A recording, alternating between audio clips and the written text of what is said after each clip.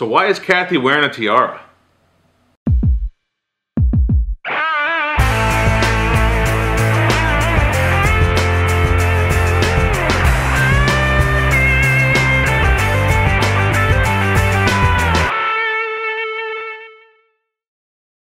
Hey everyone, Greg Cazillo from Cazillo.com. Welcome to Keep Shooting Monday number 63. Make sure you get your photo posted over to the forum for the Giving Back photo assignment. Those photos are due by April 18th, I think it was, 5 p.m. Eastern. Posted over to the forum. Give you plenty of time to do something and give back with your photography skills. So get that stuff done as soon as possible. Interesting news this week. First one, there's a Hasselblad that was used on the moon, sold for $758,489. That's a lot of money for a single camera, but there's probably only one person in the world now that can say they have the camera that was used to take photographs on the moon. Is it still usable? I would think so. What's film? I don't know. Next thing, Nikon released a service advisory for the D600 for the dust spot issues. Basically, they are guaranteeing that if their repair of the body by replacing the shutter mechanism does not fix it, it comes back, they're going to give you another one. And Kathy has some details on the whole deal. Right, if you have a 600 with issues, you can send it back to Nikon, go to the Nikon site, and there is a place for advisories. Click it, and it will direct you through everything. It's the schedule free service link. You provide the serial number and your contact information, create and print the UPS label and packing slip. You put it in a plastic bag in a shipping box with inches of quality packing material. You want it to get there safely. You probably want to take it to a real place to have it packed and shipped. Like take it to a UPS store or a place that does that kind of shipping all the time, instead of just using the box that was sitting in the garage for the last 5 years and, you know, some old peanuts that probably are full of water and damp, and you're better off getting it packed right. What does your garage look like? And remember to take your lenses off. They don't want your lens. And take your memory card out. They don't want your memory card either. They just want your body. And make sure you put your camera. Really? They want your body? Oh, I'm not even touching that. And they say don't send it in the original box because your box will not be returned. So I don't understand. You're already giving them the camera back. Why don't they want your box? You're not expecting it back anyway. I don't understand why they post something like that. But then again, I guess we are talking about Japan and not America. Well, I don't know where it's going. I don't know if it's being sent somewhere in the United States or abroad. Didn't you look up the address? I didn't. You looked up everything else. I know. That's okay. Just follow the directions on the website. You should be golden. Yep. So we'll put a link over to that advisory page, and we will go from there. So Petapixel put up an article, 11 photo lessons every pro learned the hard way. A number of these, I would say, I definitely learned the hard way. Some of the other ones I just kind of knew and already did it from day one. Number one is download images and format cards right after a shoot. That needs to be separated a little bit. Download images, yes. Download backup, got to have at least 2 copies of all your photos like we talked about before. By the way, I think it was yesterday, we're recording this on Saturday, I think Friday was National or International Backup Day or something like that. There's such a thing? yeah, because I got an email from CrashPlan about it. Okay. So, anyway, yes, download your images right away as soon as possible. Don't let them sit in your card. Edit them, back them up, all that good stuff. But don't format your cards too quickly. You never know. Something could happen. You're better off having those images right away. But you still want to format your memory card before you shoot more photos on those cards. Right. Don't just edit and, shoot and copy and delete. Right. Yeah, don't delete them from your computer. Always reformat your card within your camera. A lot of people don't know that. And it has to be formatted in the camera. That's a key thing, is make sure you're formatting in the camera. Because the format that your computer is putting on it might be different to what the camera wants, and that's going to cause even more issues. Lead to errors on your card. Yep. Next one, shoot raw files. By this time, that should be a given. If you're not, Google it. You'll see a lot of reasons why. The photo lesson number 3, work around a baby's routine. Yes, that's usually my first question when I talk about a newborn or any kids under 2 years old. Actually, probably more like under 5 now that I think about it. When do they nap? When do they nap? That's always my first question is when do they nap? And then we kind of find a good convenient time around that. Use fast lenses. It's funny, Kathy and I were talking about the show before, and she said, wow, it was such a huge difference when I moved from one to the other. But it's been so long for me, I forget what it's like switching from a crappy lens to a good one. It was especially when I was shooting sports, just the speed when I got the 70 to 200. Wow. Mm-hmm. Modeling lights get hot, and yes, they can burn stuff and burn stuff down. And so, yes, that's always a good one. Take spare cameras and lenses to weddings. Definitely you need a spare body. You might not, you probably don't need to take 2 70 to 200s with you to every shoot unless you're really shooting that much. But at the very least, have a second or a third lens that you can go back if one of those lenses does go bad. And I would say not just weddings, but to any shoot, make sure you have backup. Agreed. When I first got my D7000, the shutter went on it within the first couple of months I had it. And thankfully, I had my old D50 in my bag. And it's a great little camera for what it does. And for a headshot, it was just fine. But I didn't have to say to my client, oh, sorry. Sorry, next time. The camera just broke. Reschedule. Exactly. Yeah, well, even the shoot that I did today, I took both bodies with me. Well, I shot with both, but still have both of them with me, just in case. Find weddings, shoot locations in advance. I would say do that with any kind of a portrait session. Look in advance, scout it out. That's a good thing. And know what it looks like in different lighting, because you may have a great area, and you look at it at 8 o'clock, 9 o'clock in the morning, and by later in the afternoon, when you're really going to shoot, it looks terrible. Agreed. Buy a good tripod. Personally, I don't use a tripod a lot, but then again, I've had my very first tripod was a good tripod. You still have the one that we're actually using right now to record this video was my very first tripod that I bought at Antonelli forever and ever ago, probably 15, 18 years ago. So yeah, it's been a couple of years on that. Mastering flash. I have met so many quote-unquote professional photographers that have no clue how to use a flash, that couldn't balance it to save their butt, and they just have no idea how to do it. They put a flash in the studio in a dark room, they can figure it out. Mixing flash with ambient, forget it. They have no idea. Practice. Yes, definitely. Checking all images at 100%.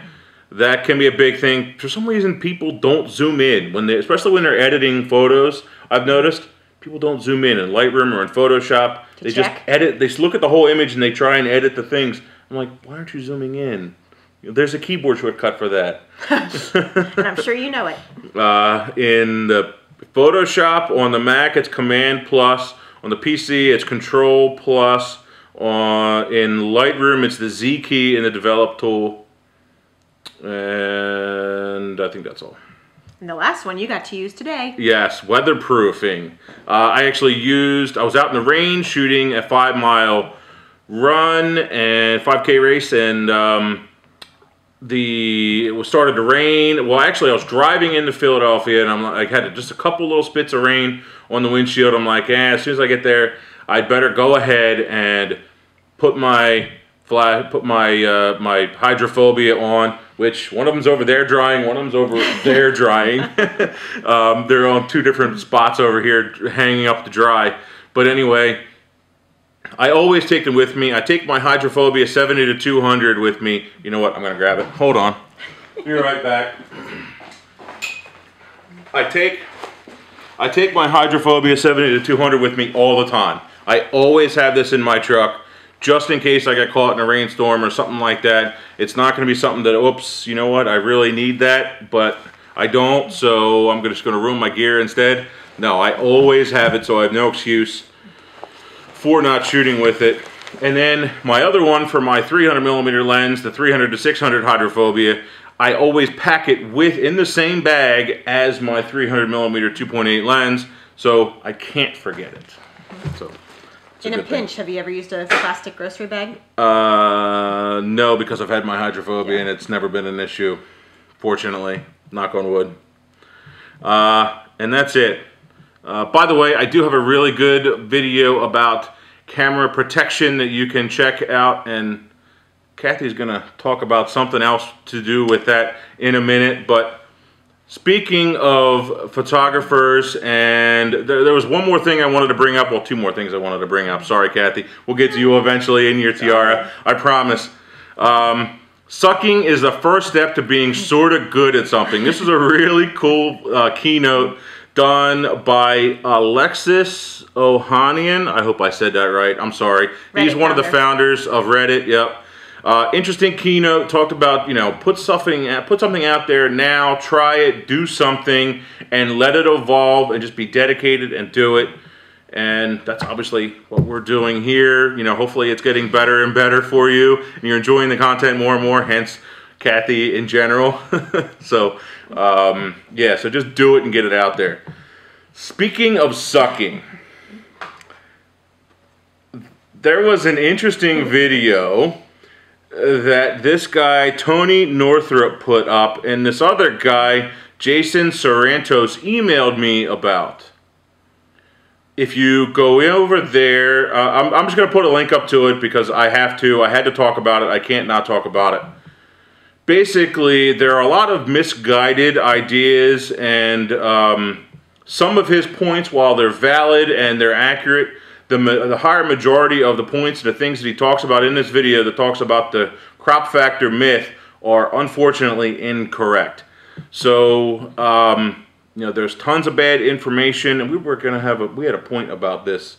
What was it? There was another point we were going to make about, I forget. Anyway. But just because it's out there on the internet, there's lots of stuff out there that you have to be careful about because it's not always true. Yeah. Not always right. Do your own research, and the best kind of research is actually doing it. Try it out for yourself and realize what's happening. The biggest point that I wanted to make about this video is that he's trying to compare, or he's trying to exactly duplicate images created with a full frame sensor with his Micro Four Thirds.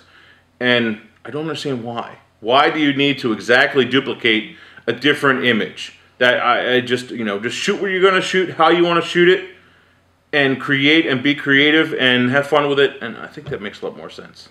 Don't you? You have an opinion on something? No, never. So, why does Kathy have a tiara on today?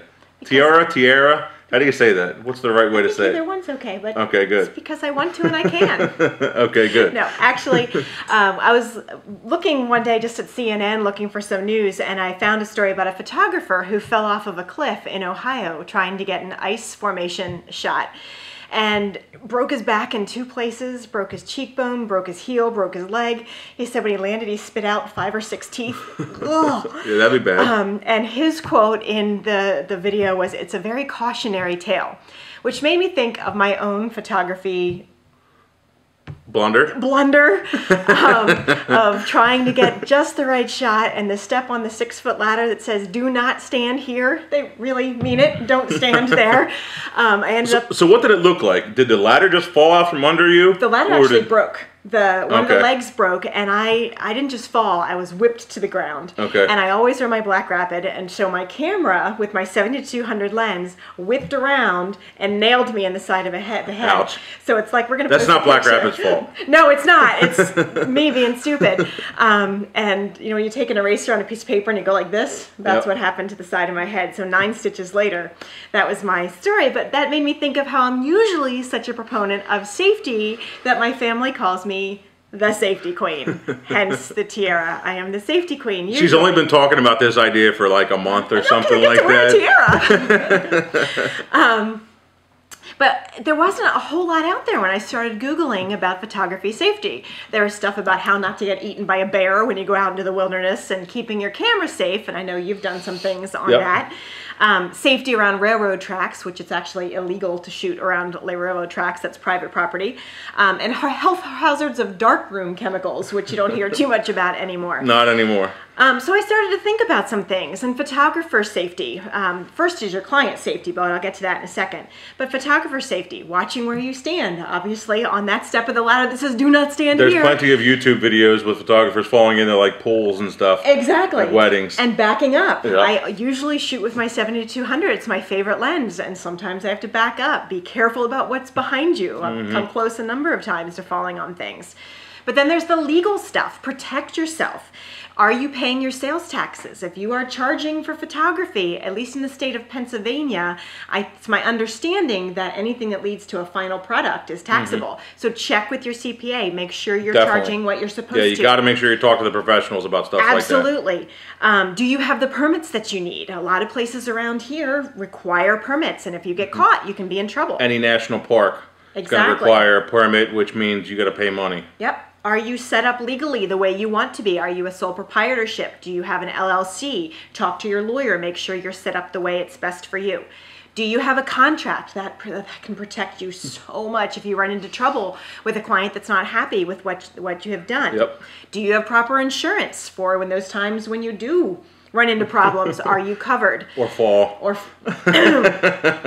and lastly, something that people don't think about, I think, much at all. If you're a wedding photographer, frequently you're in very loud noise situations. Receptions are crazy.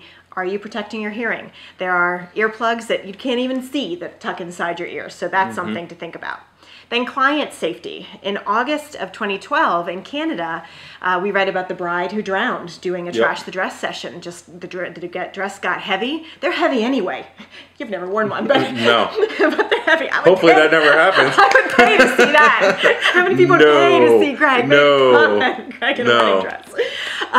But they're heavy anyway. So when they get wet, she was swept away and tragically drowned.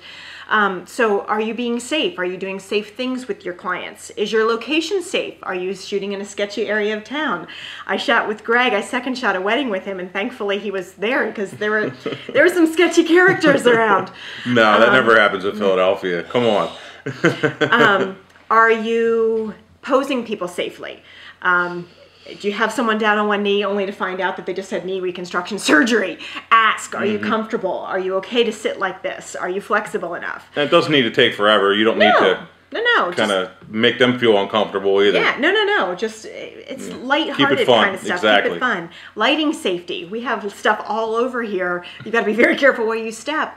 Are you shooting a wedding reception? You have the lights set up in the middle of the dance floor? Not smart. Put them somewhere where people Some kid wants to grab it and pull it over and play with it. And lick it and stick it in their nose or whatever. And then babies, it's huge. Some of those cute shots that you see with the babies asleep propped up on their hands, that's not just shot like that. That's a composite. And there are ways to find out how to do that. Googling it. The National Association of Professional Child Photographers has a good tutorial on how to do those too. So I haven't heard that name in a long time. Yeah, there you go. Since college. Yep. So make it first in hand. That's a pretty big list. I'm going to put that list back up on the website so that you have it, and so you can refer back to it. So it's not only going to be in here. So maybe people will actually be able to find that when they Google next time. Exactly. Photographer safety. Yeah. Make sure you do answer our question of the week, which is, what was your worst wedding, or I shouldn't say wedding, I should say photography accident? Did you drop a camera? Did you break something? Speaking of dropping cameras, somebody broke my hood the other day after dropping her camera with my lens on it. Someone didn't have it hooked into the tripod very well. It was your job to hook it up to the tripod. But who did it? So anyway, luckily it only broke the hood, and the hood is very inexpensive compared to replacing a 70-200 2.8 lens. So that's why you always use a hood. I think that's it. So next up, Cazillion questions.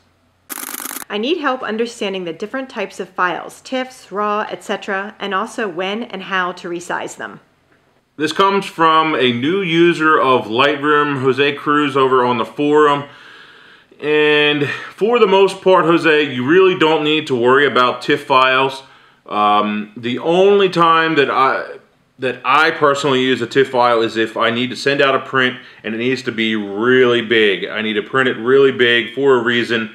That's usually the only time that I will worry about a TIFF file. Typically though, the only files that I'm going to use are my raw files, which obviously are never edited and touched. They're just worked in Lightroom and then exported to a PSD file if you need to do some additional editing in Photoshop, and then export to a JPEG file, and that's for posting to the web or to send out to be printed. So that should answer your question, hopefully. If you have any more, of course, send them over. Ron Ben starts out, thank you, Cazillo. Can someone explain to me why do we need 30 plus focus points? In the D7100, there are 51. I shoot with the old D60, which has 3 focus points. Why so many focus points are needed? Thank you. Perfect example today. I was shooting a race and the runners were coming at me, and so what I did is I moved my focus point up by 1 or up by 2 so that I could put that focus point right on their face, and I had the composition that I wanted, and I know that if I'm locking onto their face, I'm going to have a good position to lock on. I'm sure you do the same thing when you're shooting a lot of your sports. It's also so you don't have to focus and recompose, which we Yep. talked about last week. So you have many places to, I call it toggling, you called it something else, to move the focus point over so you don't have to switch your camera and then find and pick the wrong side part of the lens, because Yep. if you're focusing in the center and you turn, you're going to be shooting out of the side of your lens. Just like we talked about last week. Yes. Yep, your focus could, your plane of focus could be off in that situation. So basically it's preventing you from having to focus and recompose, and gives you more options. If you're shooting a portrait or something like that, you could go to a vertical. Maybe that top point is only like here, if you're, in order to try and keep from focusing and recomposing, whereas the other one is going to move up to the eye level where it should be.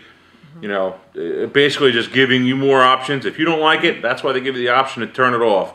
But personally, I leave it on the highest setting and use them. That toggle, as Kathy talked about, is actually called a multi-selector on the Nikon. And so get used to using that thing, moving it around. It'll make your focus and your life a lot easier. So Absolutely. Get used to that thing. So you guys may have also wondered why this thing is sitting in the middle of the frame, or maybe some people didn't notice at all. If you didn't, you need to practice being more observant. And that's actually a good quality to have as a photographer. This is the new modular pixel pocket rocket from Think Tank. Think Tank is my favorite company when it comes to camera equipment. I think they make the best stuff, the best bags. I was thinking about it the other day. It's like, man, I was looking around, all of my bags and all my gear stuff like that. My soft gear is all Think Tank, and really the quality is amazing. And Kathy has a point about that, which she's going to bring up in a minute. Anyway, this guy is really cool. I got to use it today for the first time.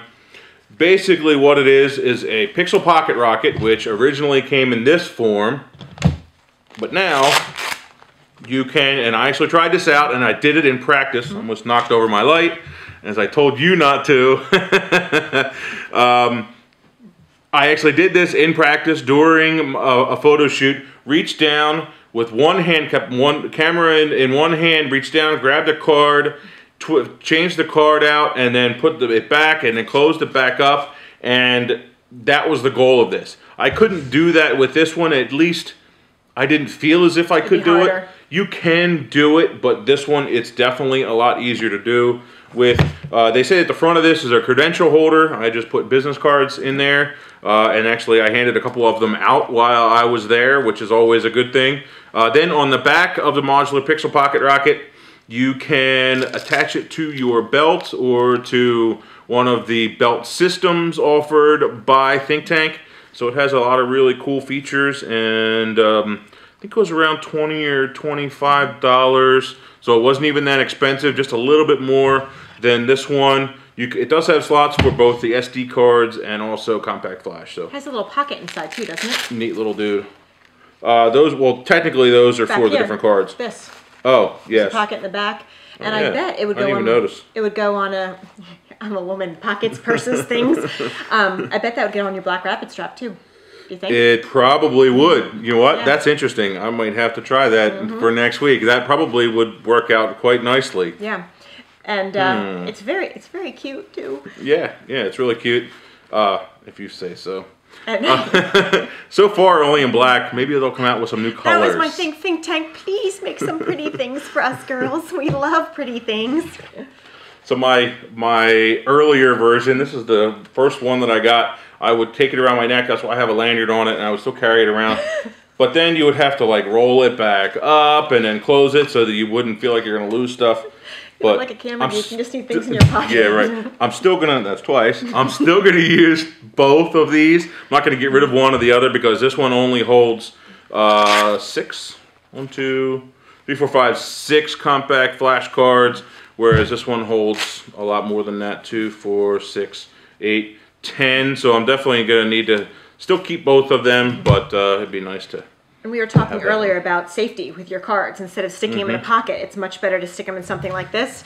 And Greg has taught me his system, of course. He has a system for things. So if a card is ready to go, it's facing forward, and that means it's a clean, clear, reformatted card ready to go. And when he's finished, he turns them around, sticks them in backwards, so he knows that that card cannot be used again. So you can use that system in either one of these packs. Yep. And then I do the same thing. I don't know if I ever told you this. Then I do the same thing when I'm dumping my cards. I pull all my cards out of the Pixel Pocket Rocket, and it's just something stupid that just saves me a little bit of time. I take them, when I pull them out, they're still white side up, or back, you know, not the label side, the white side up. And then once I pull them out of the card reader and I put them face up, I put the label up once I've already dumped that card. It sounds stupid on the table, on the desk. It sounds stupid, but it saves me time. I don't have to go back. I know that I've already dumped that card, and it just saves me a step. It's really easy to get confused with your cards. So especially when you have a lot of them. You know, you shot a lot that day at a wedding or a big event or something like that, and you're shooting a lot, it can make a difference. So some little tips for you. And so I think that is it. Keep Shooting Monday 63 was a pretty good one. What do you think? I get to wear a tiara, so it's all good. We might have to bring that back another day. That might be a new theme. Every time Kathy's going to talk about safety or her being a klutz, we might have to bring back the tiaras. That might be a permanent prop that we bring in, permanent theme that we bring in every once in a while. So I think that is it. So thanks, guys. Keep shooting. See ya.